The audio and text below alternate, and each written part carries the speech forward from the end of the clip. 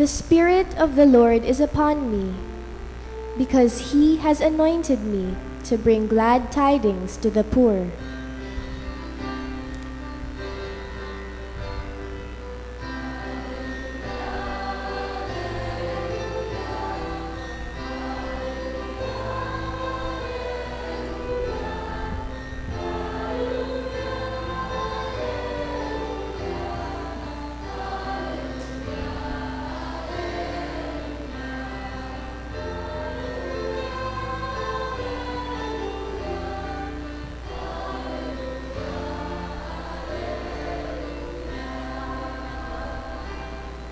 The Lord be with you. And with your spirit.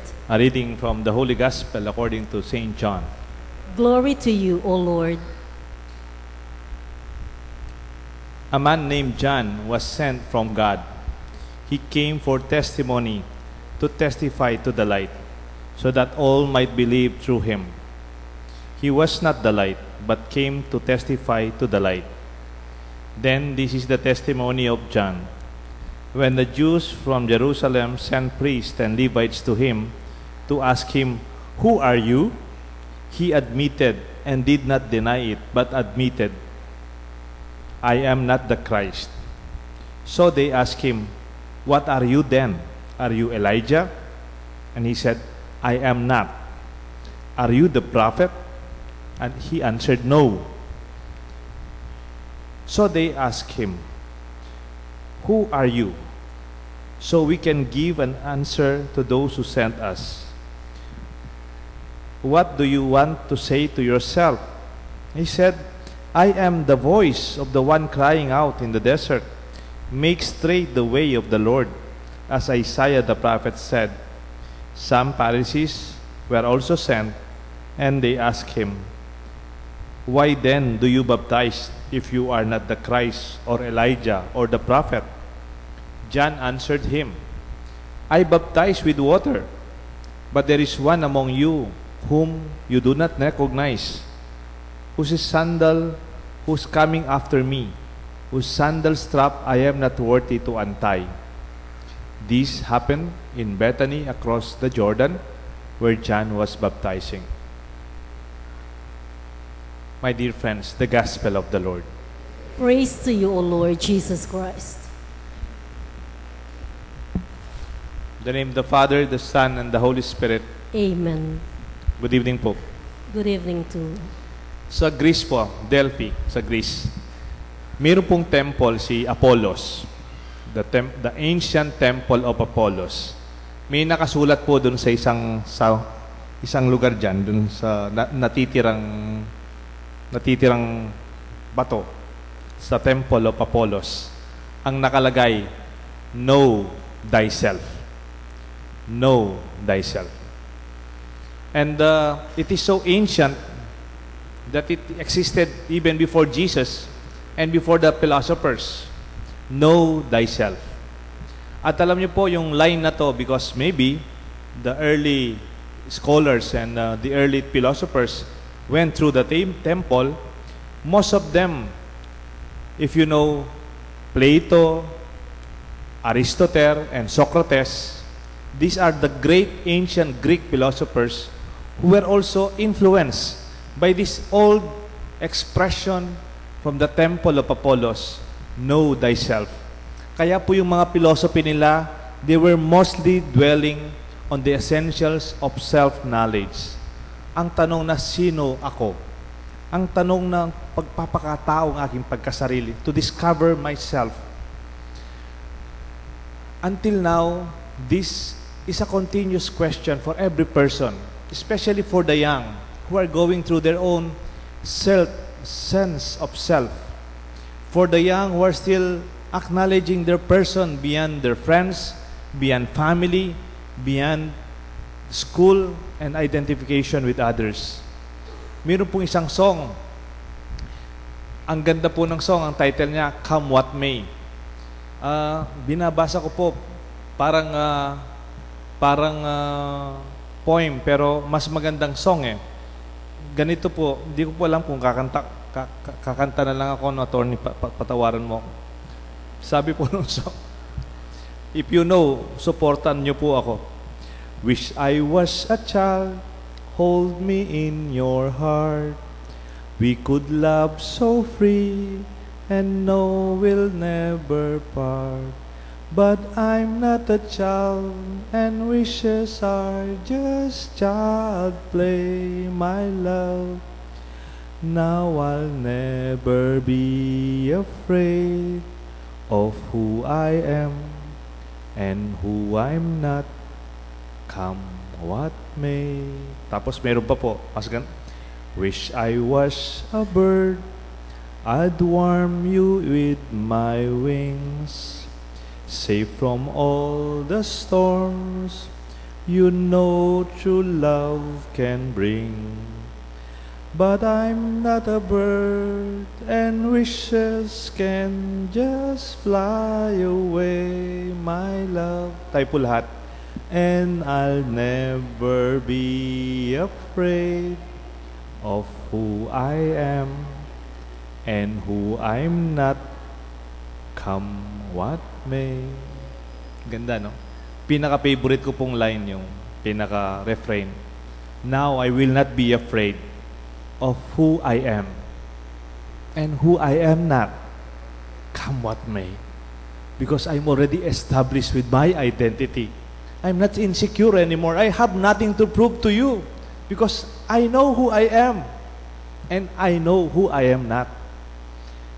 That is the good thing about John the Baptist. Kasi po meron pong identity by imitation, di ba? Identity by imitation. Uy, kamukha mo yung tatay mo. Ha? Uy, kamukha mo lolo mo. Identity. But there are also limitations with imitations. Ang mga Pilipino, mahilig pong mag-imitate. Di ba? Parang original. Di ba? Parang totoo. Pero hindi. Sa Apalit, meron po akong kaibigan at Apalit, nung seminarista kami, ang tawag sa kanya, attorney.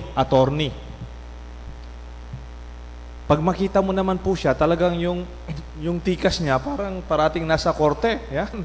Parating siyang nakabarong. Tapos yung kanyang suitcase, parating niyang dala-dala. Kung di naka-suitcase, meron siyang leather bag dito. Sabi ko sa kaklase ko, pre, attorney ya? Alia, magsasa-attorney mo. They call him attorney. Parang matigas po yung league niya. Nano ka niyan? Musta na kayo? He really likes to be called lawyer, an attorney. But he is not. He would like to be maybe, but he is not. There is limitation in imitation. You can only go so far. Di ba yung Elvis Presley of the Philippines? Di ba? Mangganyan. We imitate, but there's a certain limitation to that. In fact, when we are young, we start by imitation, di ba? Kung paano umiinom ng tubig si tatay, kung paano nagwawali si nanay. We imitate. Even our way of speaking. Our language is imitation. What we hear, we pronounce. We only imitate, but we have to outgrow that. Kahit sa aming mga pare, may nag-imitate.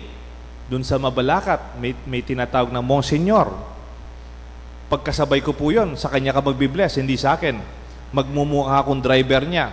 Alam niyo po, talagang pag yung gestures niya, parang pare, no? Kaya Monsignor ang tawag sa kanya, gustong-gusto naman niya, no? Parang pare. Feel niya na parang pare siya. Lalo na pag nagbibless yung mga bata. Pero hindi.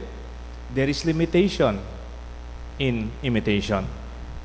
You can pretend to be like, but it is not who you are. John can pretend to be like Christ. Wala pa naman si Jesus eh. He can claim to be Elijah or the prophet, but he is not. There is no fulfillment in imitation. Kaya siguro tayo sa Pilipinas, for us to develop, we just have to discover who we are as Filipinos. We don't have to be like the Americans, or to be like the Spanish, or to be like the Japanese, or to be like others. To discover the beauty and the joy of who we are. In fact, meron pong circular nung lumabas si Apong Lavarias. Meron pong bagong circular. We are being warned. Meron pong isang lalaki, pangalan niya Mark Bunag, Jose Mark Robinson Bunag. Nag-claim siya, pare. So nagmimisa siya, kompleto. Pag in-invite mo sa bahay mo, magmimisa siya. I-bless niya yung bahay mo, kompleto, alam niya. Kung may namatay, kunin mong magmisa sa patay, mag-homily siya, magaling. Parang talagang pare. But he's not. Kaya nagka-circular letter. Baka dumating sa iyo si Father Mark Bunag. Just call Archbishop that nandito siya, hindi siya pare, no? Because it's not fulfilling, it's not sustainable to live a life that is not yours, or even take an identity that is not yours. Meron din pong identity by expectation, no? Other than identity by imitation, meron ding identity by expectations. Are you the Messiah? Are you the Savior? Are you Elijah? Are you a prophet? These are expectations. We can always live with expectation, but it takes a lot of guts to go beyond people's expectation. Because you know why? Because we are used to please people. Lalo na tayong mga Pinoy, we want to please people because that is their expectation to us. Dapat ganito ka. And alam niyo po kung sino kinabibiliban ko dyan? Kasi nung Sabado, nagmisa po ako sa Patay sa Heritage Memorial Park. Basta libingan ng sosyal sa bandang Fort. The Fort yan? Banda doon. Nung libing po, sumama po ako dun sa, kasi mother ng best friend ko, sumama po ako dun sa libing. Pagkatapos ng misa, nakita ko yung nakalabas na punto, isa lang, kay Dolphy. Doon pala nakalibing si Dolphin eh. Wala siyang musuleo. Lahat musuleo. Siya lang nakalabas. Walang kamuka. Siya lang nakalabas. Ang naalala ko si Dolphy. Di ba si Dolphy? Napakasikat. Kung humabol siya ng congressman, easily mananalo siya. Tama? Kung humabol siya ng senator, easily mananalo siya. Tama? Kung humabol siya ng vice president, easily he will win. Pwede? Pero believe ako kay Dolphy. Even people expected him to take advantage of his popularity na maging politiko. Anong sinabi ni Dolphy? Kahit na komedyante po siya, meron siyang sinabing very serious and very important sa atin. Sabi niya, actually, kung hahabol ako, if I will run for office, I will win. Mananalo ako. Pero ang problema, pag nanalo ako, anong gagawin ko? People can have expectations, but if you know yourself, you know who you are and who you are not, don't fool yourself and don't fool others too. It takes a lot of guts. I call this a strength in character, not to be persuaded by others' expectation. Di ba pag bata tayo, we are expected to be like this and like that? That's okay. That's all right. Especially if we are still under the care of our parents and our schools. But ito yung mas nakakatakot. Other than identity by expectation. Kasi meron din po kasing tinatawag na definition by negation. Definition by negation. Hindi ako yan. Siguro dati, pero hindi na ako ngayon. I am not. Definition by negation. Kasi I realized, nung nag-aaral kami sa seminaryo ni na brother, meron pong tanong, sino ako? At ang tanong na to, di ba Jom, ay patuloy nating sinasagot. The answer for who we are, who I am, is not a singular answer. Who I am when I was in college, who I am when I was in theology, who I am when I was a young priest, who I am when the strength of my time that I was very strong and healthy, and who I am now as a parish priest who went through the experience of a stroke. Who I am now is different from who I am before. I should know that I am no longer that person. I am who I am now. Halimbawa, ngayon, may asawa ka na. That is your identity. Pero yung iba, may asawa na, nabubuhay pang parang binata. Nakalipas na yon, di ba? You're no longer that self. But it's a new person now that we celebrate. And ito pa po yung mas mahirap. Ang tinatawag na lang identity by imposition. Wala na sa gospel to. Pero naririnig ko lang kuminsan sa mga bata. Identity by imposition. Ano ito? Ba't kinuha mo yung kursong yan? Kasi ito yung gusto ng tatay ko eh. Ba't ganyan ang buhay mo?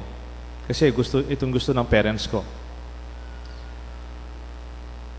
I think we could have expectations. Why not? We could guide them to be good children and good persons. But there will be a time, though may be difficult, we could respect the young and even one another, even your husband and your wife, even your best friend, to allow them to be who they are, as long as they do not sin, as long as they do not do evil. Meron kasing identity by imposition. And sometimes, the spirit within you would rebel. Or sometimes, it will not show in a way that is very good. Meron po akong isang kilalang kabataan, active siya sa simbahan. Active siya sa simbahan, pero protective masyado yung parents nila. Nung nabalitaan ng parents niya na mayroong crush sa kanya sa simbahan, halimbawa, dito sa mga choir, mayroong crush sa kanila. So, mayroon din crush sa'yo. Alam ko sino, yung mga knights, so sino yung crush nila. Okay din, ako, kumisan gusto kong makilam, di naman ako parents, no? Pero, natetempa kong makilam. Pero, ang ginawa ng parents, tinanggal siya sa simbahan. Tinanggal siya kanyang pag-choir, no? Hindi na siya pinasama sa simbahan. Masakit sa bata yon, di ba? Wala namang commitment, may crush sa kanya ibang bata, anong masama doon, no? Pero tinanggal siya. Tinago siya sa bahay. Wala naman siyang interest doon sa lalaki, kaya lang yung mga kaibigan niya, no, nawala sa kanya. She was pulled out from her reality. And then she was brought to Manila to study there, to be separated from her local friends. And you know, she is supported with a lot of things. But deep in the heart of this child who graduated college, half-hearted, never excited with her course, kaya ang tagal niyang natapos, because she realized her identity now is being imposed. Ngayon, may business yung bata, pero hindi siya yung magmamanage. Pinapamanage ng magulang niya para sa kanya. Again, you see in this child, tumanda siya, but is still a child. She never grew to be who she is, to fulfill her identity, to realize her calling, her mission. It's good to be loving, lalo na sa ating mga Pinoy. But allow our children to discover their dreams far beyond us. After me, somebody will be coming far beyond our reality. Kaya nga, meron tayong tinatawag sa psychology, the process of individuation. The process of individuation is we can break away in a positive way. No, that the process of individuation would see who we are far beyond what others would expect. To be successful in our own terms, in our own calling. I'm not saying that we should be rebellious. No. I'm just saying that we'd be happy where we are. Bilib po ako dun sa isang mayaman na tatay. Ang pangalan niya Buffett. Tama ba? Buffett? Ano first name niya? Warren Buffett. He's very, very, very rich. Sometimes second to Bill Gates. He's very, very rich. He owns 50% of Coca-Cola International. He has a lot of investments in almost anything in America, banks and financing and so on. Even in a lifestyle very good. But he never destroyed the identity of his children with their wealth. He allowed his children to be who they are. Meron po siyang anak na musician, compositor, and he's part of an orchestra. And he lives to celebrate his gift that he can contribute.